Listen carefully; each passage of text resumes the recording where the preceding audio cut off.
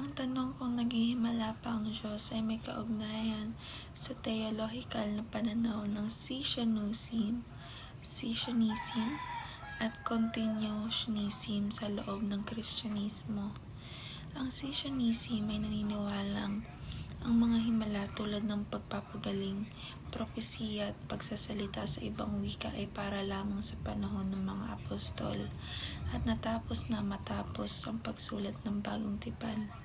Para sa kanila, sapat na ang Biblia bilang kapahayagan ng Diyos, kaya't hindi na kinakailangan ng mga makapangyarihang tanda.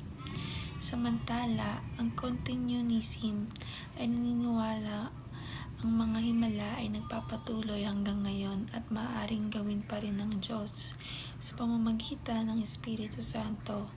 Kung susundin ang pananaw ng isang Cessationist, hindi na kailangang umasa sa mga himala dahil tapos na ang ito ng apostolado at sapat na ang salita ng Diyos. Ngunit kung ang isang tao ay continuationist,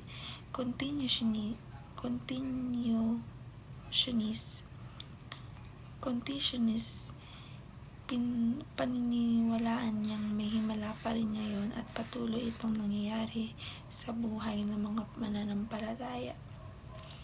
Ang 1 Corinthians chapter 12 verse 7 to 11 ay nagpapaliwanag tungkol sa mga kaloob ng Espiritu Santo na ibinibigay sa bawat mananampalataya para sa ikakabuti ng lahat. Ayon sa talata ng Espiritu ay nagbibigay sa iba ng salita ng karunungan, sa ibang salita ng kaalaman at sa iba na may pananampalataya. Meron din pinagkaloob ng kakayahang magpagaling, gumawa ng himala, magpropesiya at magsuri ng mga espiritu, magsalita sa iba't ibang wika at magpaliwanag ng mga wika. Bagamat magkaiba ang mga kaloob na ito, lahat ng ito ay mula sa isang espiritu na nagmamahagi ayon sa kanyang kagustuhan. Ipinapakita nito na ang mga espiritual na kaloob ay hindi para sa sariling kapakinabangan, kundi para sa ikakalago ng Iglesia at sa katuparan ng layunin ng Diyos. Do not put God inside the box means that we should not limit God based on our own understanding, expectations, or traditions. God is all-powerful, all-knowing, and beyond human comprehension. When people try to confine Him to their personal beliefs, doctrines, or experience, they risk missing out on His greater plans and works. This idea is relevant in theological discussions such as Cessationism versus Continuationism. Some believe that miracles, spiritual gifts, or certain ways God removes are no longer active today, while others believe He still works in powerful and unexpected ways.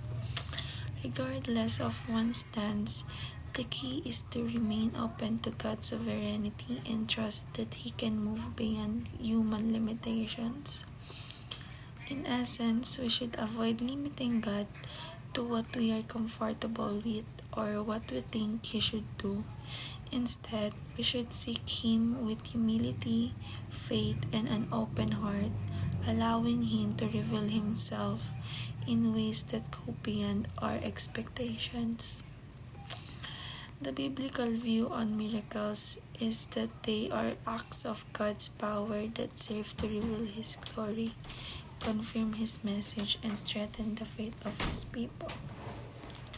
The Bible encourages believers to be cautious and modern day apostles and prophets, as many false teachers will arise, claiming to speak for God but leading people astray.